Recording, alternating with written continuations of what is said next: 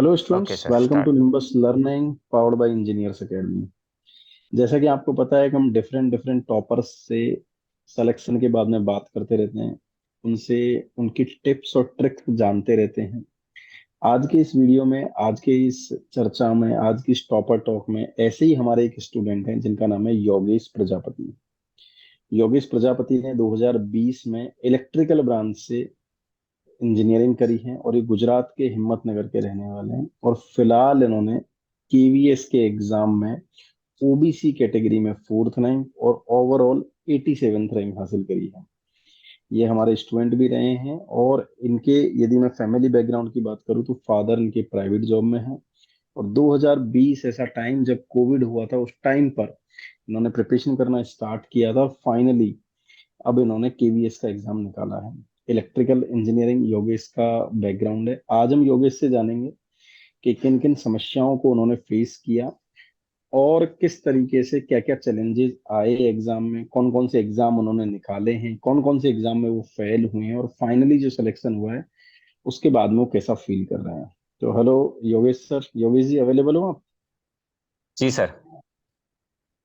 All right, तो मैंने सारा इंट्रोडक्शन आपका दे दिया है। तो अब एक बात बताइए यार, मेरा पहला क्वेश्चन जनरली बच्चों से ये रहता है कि जी सर। एग्जाम में सिलेक्शन से पहले और सिलेक्शन के बाद बड़ा परिवर्तन आ जाता है। हम भी एग्जाम से बिल्कुल पहले सर। बोल रहे होते हैं योगेश योगेश, एग्जाम के बाद में बोलते हैं जयन साहब। टीचर हो जाते हैं तो योगेश जी बोलने लग जाते हैं। परिवार में, सोसाइटी में भी ऐसा हो जाता है। तो आप एग्जाम सिलेक्शन से पहले और सिलेक्शन के बाद में कैसा फील कर रहे हैं और क्या परिवर्तन आपके जीवन में आया है? परिवर्तन में अगर सर बात करें तो सिलेक्शन के पहले जिनके दो दो साल से मैसेज नहीं आ रहे थे उनके मैसेज आने शुरू हो गए। दूसरी बात थी सर कि जो मतलब हमारे जो पेरेंट्स होते हैं उनको एक मतलब वो एक प्राइवेट जॉब करते हैं और हम उस टाइम स्ट्रगल कर रहे थे, तो जो पेरेंट्स को सर वो एकदम लो नजर से देखते हैं कि देखो हमारा बेटा तो ये बन गया, तुम्हारा बेटा तो अभी स्ट्रगल कर रहा है, इतने सालों से कर रहा है, अभी तक कुछ कर नहीं पाया। तो अब जो मैं उनको बताता हूँ पापा को कि देखो पापा इसमें सिलेक्शन हो गया। अभी सर वैसे मैंने अभी फिलहाल में 3 एग्जाम्स मैंने क्लियर कर चुका हूँ मैं। और एसएससी का मेंस भी मैं देने वाला था, बट मैं ड्यू टू सम रीजंस मैं दे नहीं पाया। वरना एसएससी जेई भी मेरा निकल जाता सर। बट ठीक है सर, वो किसी कंडीशन की वजह से नहीं निकला। बट जो पेरेंट्स के चेहरे पे जो खुशी देखने को मिलती है ना सर, वो मतलब मैं कह नहीं सकता सर, इतनी ज्यादा खुशी है। जो मतलब पापा रात को आते थे टेंशन में होते थे, अब वो आते थे उसके चेहरे उनके चेहरे पे एक स्माइल दे रहती है सर, एक बहुत ऐसी स्माइल सर जो मैं मतलब 24 सालों से मैं तलाश कर रहा था इस स्माइल की। तो नहीं, बिल्कुल बहुत ठीक ही। बात है। हर स्टूडेंट का यही एक सपना होता है कि यार, जो पेरेंट्स ने जो तप किया है, जो मेहनत करी है, उसका उनको बेनिफिट उनके बच्चे दे पाए। तो ये तो जी सर। बहुत ही बेहतरीन पल है आपके लिए। अच्छा, आपने बताया आपने अभी 3 एग्जाम क्लियर करे हैं, कौन कौन से एग्जाम आपने दिए हैं? कौन कौन से गुजरात क्लियर मेट्रो सर करे हो हैं गया। मतलब? जी सर, क्लियर करने गुजरात में मेट्रो। सर सबसे पहले मैंने ओएनजीसी की थी। बट उसमें मैं फाइनल मेरिट लिस्ट में मेरा नाम नहीं आया था, तो मैं उसको काउंट नहीं कर सकता सर। जी। गुजरात मेट्रो मैंने क्लियर कर दी थी। उसके बाद केवीएस में मैंने क्लियर कर दी, और आज सुबह ही सर मैसेज आया कि गुजरात जीएसईसीएल जेई में भी मेरा सिलेक्शन हो गया है। अरे यार, बहुत बढ़िया बहुत बढ़िया। तो इन सारे एग्जाम में फर्स्ट सिलेक्शन आपका किस एग्जाम में था? फर्स्ट सर देखा जाए तो केवीएस और जीएसईसीएल। अच्छा, तो गुजरात मेट्रो वाला जो आप बता रहे हैं वो? गुजरात मेट्रो में ये था सर कि वहां पे एक टेस्ट देना होता है, वो टेस्ट देने में नहीं गया था सर, क्योंकि मेरा केवीएस को 5 तारीख को मैंने ज्वाइन किया था और टेस्ट 6 तारीख को गुजरात में था। तो मैं अभी फिलहाल नासिक अच्छा, में इस हूँ, चक्कर तो में आप भी एक दिन में जाना पॉसिबल नहीं हो पा रहा था सर। और इसलिए आना नॉर्मली पड़ उसमें गया। मेरा हो ही जाता सर, क्योंकि बहुत ही अच्छे मार्क्स आए थे मेरे उसमें भी। अच्छा, ये तो सक्सेस स्टोरीज हैं, लेकिन कई बार इंसान डीमोटिवेट होता है जब वो फेल होता है। आपने बहुत सारे एग्जाम दिए होंगे जिनमें आप फेल भी हो गए होंगे। 60 से उनकी क्या 70 अपनी एग्जाम। स्टोरी? 60 से 60 से 70 70 एग्जाम दिए? एग्जाम्स फेल हो चुका हूँ सर। अब देखिए, बहुत सारे बच्चे ये कहते हैं कि सर वैकेंसीज नहीं आती। अब आपने 70 एग्जाम दिए तो उनकी वैकेंसी आई होगी, तभी जाके तो दिए हैं। और आइए डेफिनेटली वो सर। पिछले 3 सालों में दिए हैं। तो जी यदि सर मैं बिल्कुल। डिवाइड बाई यदि बात करूं कि 3 साल को, तो भी पता चला कि हर साल लगभग 18 से 20 वैकेंसीज आ रही हैं। जी सर, अब सर लेकिन कई बार सबका बच्चे, माहौल ये हाँ रहता है, बोलिए। सबका सर माहौल ये रहता है ना कि बल्क में वैकेंसी आनी चाहिए, बड़ी वैकेंसी आनी चाहिए। मैं सर बड़ी वैकेंसी को नहीं देखता, क्योंकि सर मैं एक ही चीज ये करके चला था, मैंने प्रिपरेशन की है, मैंने मेहनत की है। और जो सिलेक्ट होंगे वो भी तो सर बच्चे ही सिलेक्ट होने वाले हैं, तो उनमें हम भी क्यों नहीं करेक्ट। हो सकते, हमने भी मेहनत की है। तो मैं ऐसे ही सर फॉर्म फिल करता था। तो कुछ निकल जाती थी, कुछ में एक दो नंबर से रह जाता था। और जो है फाइनली अब जाके काफी सारे एग्जाम्स जो है वो सिलेक्ट, अब तो सर मेरे पास ऑप्शंस आ गए कि कौन सी एग्जाम्स, अब मैं कौन सी जॉब लूं। पहले ये था करेक्ट है। सर कि ये ऑप्शन ही नहीं था सर, कुछ भी मिल जाए। हाँ, अब तो कोई तो एक जॉब मतलब सर मिले। ऑप्शन आ गया है। अब ऑप्शन आ गया है, कौन सी लूं, ये लूं या ये लूं। ठीक बात है। अच्छा एक बात और, जैसे मान लीजिए आपने इतने सारे एग्जाम दिए, कई सारे एग्जामों में फेल हुए, तो यहाँ पर जो बच्चों की बड़ी इंपॉर्टेंट बात ना, जो आपने बोली, बच्चों के दिमाग में ये रहता है कि यार बल्क में वैकेंसी आनी चाहिए, तो यहाँ पर हम्म। बच्चे कई बार बल्क वाले फॉर्म ही भरते हैं, आप उनको क्या सजेस्ट करना चाहोगे? मैं तो सर सजेस्ट ये करना चाहूंगा कि पहली चीज तो यह है ना सर कि एवरी कंसेप्ट क्लियर करो, क्योंकि सर मैं इंजीनियर्स एकेडमी में आकर मैंने पढ़ा, मुझे इतनी चीज सर पता चल गई कि कंसेप्ट पे बहुत ज्यादा ध्यान दिया जाता है यहाँ पे। इतना ज्यादा ध्यान सर कि मैं जब मैं खुद भी सर, मैं मतलब 1.5 साल तक मैंने टीचिंग करवाई है, मैंने खुद इतना मतलब चीजों को ऑब्जर्व नहीं किया जितना मुझे यहाँ के फैकल्टीज के द्वारा ऑब्जर्व करवाया गया। इतना ऑब्जर्व किया, इतना कुछ मैं यहाँ से नया सीखा हूँ, तो इससे तो एक चीज मैं सर क्लियरली कह सकता हूँ कि कंसेप्ट क्लियर हो जाते हैं। और जब सर आपके कंसेप्ट क्लियर होते हैं ना, तब एक वैकेंसी भी क्यों ना हो, उस वो भी आप जो है वो पास कर सकते हो। मेरे जो भैया है सर, जो अभी रेलवे में सिलेक्टेड है, एसएससी है वो सर ऑल इंडिया एक वैकेंसी पे सिलेक्ट हुआ है सर, तो मेरे लिए सबसे बड़ी इंस्पिरेशन तो वही है मेरे लिए। ये तो बहुत ही गजब बात है। इवन जब वो एक पर हुए हैं तो आपके लिए भी एक मोटिवेशन का कारण था। आज का ये वीडियो जी बच्चों सर। के लिए भी बड़ा मोटिवेशन का कारण होगा कि सिंगल सीट हो तो भी उस पर ऑनेस्टी के साथ में हमें फाइट मारनी चाहिए। बच्चे ही जो सिलेक्ट होगा सर वहां पे, करेक्ट वो आप बात भी है। तो हो सकते हो, ऐसा है यूं। नहीं, बिल्कुल ठीक बात है। अच्छा एक चीज और बताओ मेरे को कि जैसे जब आप यहाँ पढ़ते थे, फिर आप घर पे पढ़ते थे, फिर आप टेस्ट सीरीज देते थे, मतलब एग्जैक्टली प्रिपरेशन स्ट्रेटेजी ऐसी क्या रहती थी जिसे मिनिमम टाइम में एग्जाम को क्रैक किया जा सके? मिनिमम टाइम में करना है तो सर सबसे बढ़िया पहली चीज तो यही है सर कि कंसेप्ट क्लियर करो सभी चीज के। कंसेप्ट क्लियर करने के बाद एमसीक्यू प्रैक्टिस करो। और जो इंजीनियर्स एकेडमी द्वारा जो एमसीक्यू बुक दी गई थी, वाकई में सर वो बुक बहुत ही अच्छी बुक थी। मैंने उसके ज्यादातर सभी क्वेश्चंस अटेम्प्ट कर लिए। उसके बाद मैंने कुछ और रेफरेंस बुक्स लाए, मैंने उससे भी प्रिफरेंस मतलब उसको भी मैंने सॉल्व किया। तो ये सब सॉल्व करने के बाद सर अपने आप क्वेश्चन जो है वो हमसे हैंडल आउट होने लगते हैं। उसके बाद मैंने टेस्ट सीरीज देना शुरू कर दिया, और टेस्ट सीरीज में काफी अच्छा परफॉर्मेंस होता ही था।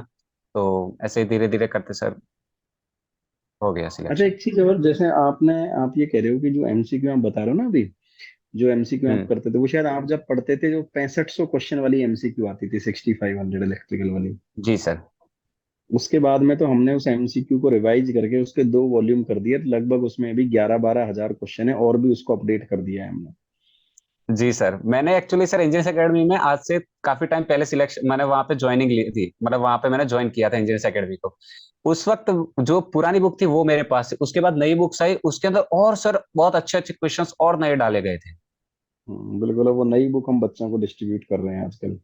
जी जी सर, मैं तो इतना कह सकता हूँ सर कि जो वो बुक है ना, बहुत अच्छी बुक है सर। मैंने वाकई में मतलब उसके जैसी बुक्स भी मैंने अभी तक मैंने काफी, मैं रेफरेंस बुक्स में देख चुका हूँ सर। यूथ है, वीके मेहता है, हांडा है। बट एमसीक्यू में जो आपकी एमसीक्यू बुक्स थे इंजीनियर्स एकेडमी की, उसके जैसे सर बुक्स मुझे मिली नहीं, क्योंकि इतने मतलब चुनिंदा क्वेश्चंस होते थे जो अच्छे लेवल, जो सोचने पे मजबूर करते थे। करेक्ट है, वो काफी रिसर्च और एनालिसिस के बाद में उसको डेवलप किया गया था। जी जी बिल्कुल सर।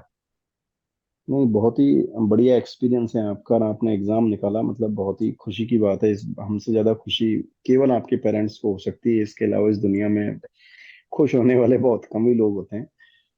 मैं जी जी ओवरऑल बिल्कुल सही सिनेरियो बात है देखूं सर। तो यार एक बात बताओ कि आप अपने जूनियर्स को क्या मैसेज देना चाहोगे, कैसे एग्जाम निकालें, या ऐसे कौन सी टिप्स एंड ट्रिक्स होंगी, या ऐसे कौन से पॉइंट टू बी रिमेम्बर होंगे जिन बातों का ध्यान रखा जाए तो पहले अटेम्प्ट में एग्जाम निकलने के चांसेस बहुत ज्यादा हो जाते हैं? क्योंकि मैं बच्चों से बार बार एक ही बात बोलता हूँ कि यार 200 दिन में सरकारी नौकरी लेनी है, 6-7 महीने ढंग से पढ़ो, तुम्हारा एग्जाम निकल जाएगा।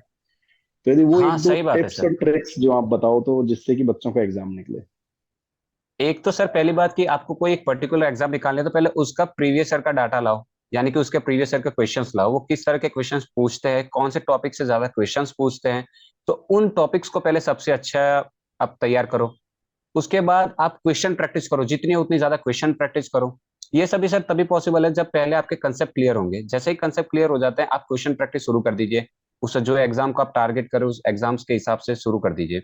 और बस यही चीज है सर कि डीमोटिवेशन तो जीवन में बहुत आता रहता है। तो इससे तो घबराना है नहीं। ये तो एक पार्ट ऑफ लाइफ है सर। मेरे लाइफ में भी खुद मैं सर 3 महीने में खुद डिप्रेशन में रहा था। जब यहाँ से उभरा तो और बहुत ही अच्छे तरीके से मैं उभरा हूँ। तो क्वेश्चन प्रैक्टिस करते रहना चाहिए, और जो बुक है उनको अच्छे से रिवाइज करते रहो, हो जाता है सर। करेक्ट है। अच्छा, एक डिमोटिवेशन से मेरे को एक और बात मैं पूछना चाहूंगा। जैसे आपने 60 एग्जाम दिए, 60 एग्जाम तो बहुत ज्यादा एग्जाम हुए। 60 एग्जाम में जब फेल होना, पास तो बाद में लगातार हो ही रहे हैं, लेकिन 60 एग्जाम में फेल होना भी बहुत ज्यादा डिमोटिवेट कर देता है। ऐसे टाइम पर अपने आप को बच्चे कई बार पूछते हैं, सर कैसे हैंडल करें अपने आप। ऐसे में तो हैंडल करने का सर एक ही चीज है, मम्मी पापा को देखो और खुद मोटिवेशन ले लो कि इनके लिए जो भी हूं मैं ही हूँ। इनको खुश करना है मेरे ही हाथ में है। ऐसे डिमोटिवेट बैठने से कुछ नहीं हो पाएगा।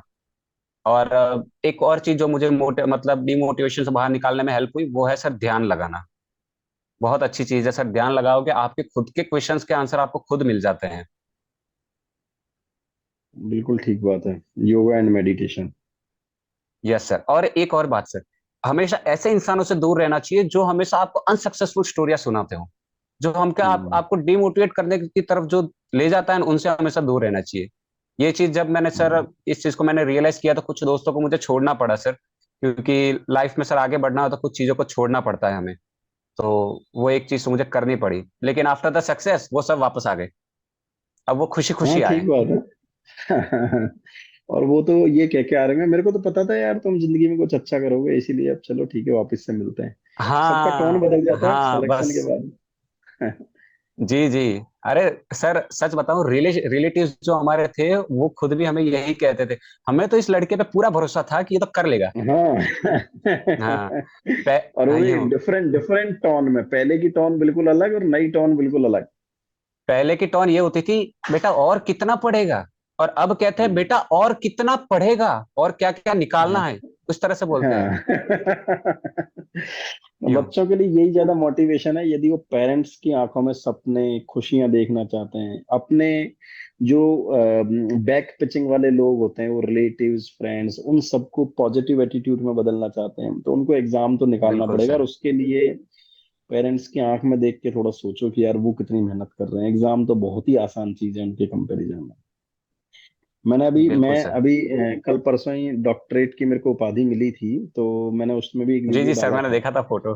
देखा था हाँ, सर तो मैंने। मैं उसमें भी बच्चों को यही कह रहा था यार, जब हम इंस्टीट्यूट को मैनेज करके, लाइफ बैलेंस करके, बच्चों की केयरिंग पढ़ा के, आज आपका भी इंटरव्यू ले रहे हैं, ऐसे कई इंटरव्यू शेड्यूल करते रहते हैं, उसके बाद भी जब हम डॉक्टरेट कर सकते हैं, तो यार आप तो फुल टाइम पढ़ रहे हो ना। एग्जाम निकालना कोई बहुत बड़ी बात थोड़ी है। जी बिल्कुल सर। चलो, बहुत ही मेरे भी अच्छा सर। एक्सपीरियंस आपका रहा। हाँ प्लीज बताइए। हाँ, मैं यही कहना चाहूंगा सर कि कई बार ऐसा होता है कि हम एक एग्जाम्स के कट ऑफ तक पहुंच के वापस आ जाते हैं, तो वहां से बच्चे बहुत ज्यादा डिमोटिवेट होते हैं। जैसे कि सर मैं कुछ एग्जांपल दे, मेरा एमपीपीजीसीएल में 86 थे 100 में से, मैं फेल हो गया, नहीं हुआ सिलेक्शन। एनबीसीसी में 98 थे 120 में से, नहीं हुआ सिलेक्शन, क्योंकि कट ऑफ ही इतनी ज्यादा जा रही थी। आईआरईएल में 72.5 आए, नहीं हुआ सिलेक्शन, कोई बात नहीं। हम्म। एनएचपीसी में 140 आए, कट ऑफ गया 142, नहीं हुआ सिलेक्शन, क्योंकि कोई बात नहीं। तो एक तो सर ये खुशी मिलती है हमें अंदर से कि हम यहां तक पहुंचे हैं, तो अब आगे थोड़ा और करेक्ट ही है। हमें बूस्टअप की जरूरत होती है। तो आधे लोग होते हैं ना सर कि वहां कट ऑफ का मतलब कट ऑफ क्लियर नहीं कर पाते, वहां से फिर वापस चले जाते हैं कि नहीं हमसे नहीं हो वापस पाएगा। चले जाते वहां से सर सच बताऊं तो वहां से आपको 1 या 2 महीने की मेहनत की जरूरत होती है आपको कट ऑफ क्लियर करने में। ये सर और मैंने खुद फेस किया है। मैक्सिमम डिमोटिवेशन उसी स्टेज में आ रहा होता है, जब आप लगभग कट ऑफ के आसपास इर्द गिर्द घूम रहे होते हो और ऐसा सोचने लगते हो, अरे यार मेरी तो किस्मत ही खराब है, शायद मेरा सिलेक्शन होगा नहीं। लेकिन बिल्कुल जैसा बिल्कुल आप सर। बता रहे हो योगेश की, यार एमपी पीजीसीएल में या एनबीसीसी में, एनएचपीसी में, आईआरईएल में, सब में बाउंड्री पर आकर रह के वापस आए, कंटिन्यूअसली मोटिवेटेड रहे। अभी थोड़े दिन पहले मेरे पास में एक गर्ल है अलवर की, वो इलेक्ट्रिकल में ही जयपुर में पढ़ती है, और उसका फोन आया मेरे पास में कि सर मेरे लगभग बाउंड्री पे मार्क्स पहले भी आए थे, इस बार भी बाउंड्री पर हैं, पता नहीं प्री निकलेगा कि नहीं निकलेगा, और अब मेरे को समझ में नहीं आ रहा मैं तैयारी छोड़ दूं या क्या करूं। अब अल्टीमेटली ऐसी टाइम पर राइट गाइडेंस, राइट मोटिवेशन और राइट लोगों की जरूरत होती है, जो आपको राइट ट्रैक पर ले जाके आपको अल्टीमेटली एग्जाम क्लियर करवा दें। तो ये बहुत बिल्कुल ही सर। अच्छा इंस्पिरेशनल मोटिवेशनल आपका सजेशन है बच्चों के लिए। एंड मेरे को भी बहुत अच्छा लगा बात करके। एंड जितने भी बच्चे जो इस वीडियो को देख रहे हैं उनको मैं यही सजेस्ट करूंगा कि आप आराम से 7-8 महीने में 200 सवा 200 दिन में आराम से आप एग्जाम निकाल सकते हो। यदि आप बाउंड्री पर हैं तो घबराएं नहीं। जैसे आपके पास में योगेश भी एक एग्जाम्पल है, एक कोमल जो मैं आपको बता रहा हूँ वो लड़की है अलवर की इलेक्ट्रिकल ब्रांच की, उसने भी ये सेम बात मेरे को बोली। तो आपको बिल्कुल परेशान होने की जरूरत नहीं है। ऐसे थाउजेंड्स नंबर ऑफ स्टूडेंट मिल जाएंगे जो बाउंड्री पर जाके परेशान होते हैं। आप बाउंड्री पर हैं या नहीं है, जिस भी स्टेज में आप अच्छे से मेहनत करें डेफिनेटली आपका सिलेक्शन होगा। और फिर उनके साथ भी हम इसी टाइप की सक्सेसफुल वीडियो और इंटरव्यू टॉपर टॉक करके और जूनियर्स को हम मैसेज देते रहेंगे। और योगेश मैं आपके साथ भी फ्यूचर में कनेक्ट रहता हूँ, कनेक्टेड रहूंगा। आपके जॉब के एक्सपीरियंस पर भी हम एक वीडियो बनाएंगे कि कैसी जॉब चल रही है, बिल्कुल जिसमें बिल्कुल आपके सर। साथ शेयर करेंगे कि कैसा वहाँ का इंफ्रास्ट्रक्चर है, क्या माहौल है, क्या सैलरी है और क्या लाइफ में परिवर्तन है। उस पर भी मैं बिल्कुल आपके बिल्कुल साथ सर। आने वाले दिनों में एक वीडियो बनाऊंगा। बहुत बहुत धन्यवाद यार, आप आए और बहुत मजा आया आपसे बात करके। Wish you all the best wishes. आप अगला जो भी आपका ड्रीम है, जैसा मैं देख पा रहा हूँ कि यूपीएससी में इंजीनियरिंग सर्विसेज एग्जाम निकालना, इंजीनियरिंग सर्विसेज, और उससे भी आगे आप जी जाओ। सर।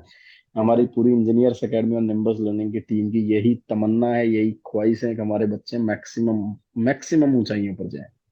जो भी आपका ड्रीम है उसको आप पूरा करें। Wish you all the best wishes from the entire team of engineers academy and Nimbus learning.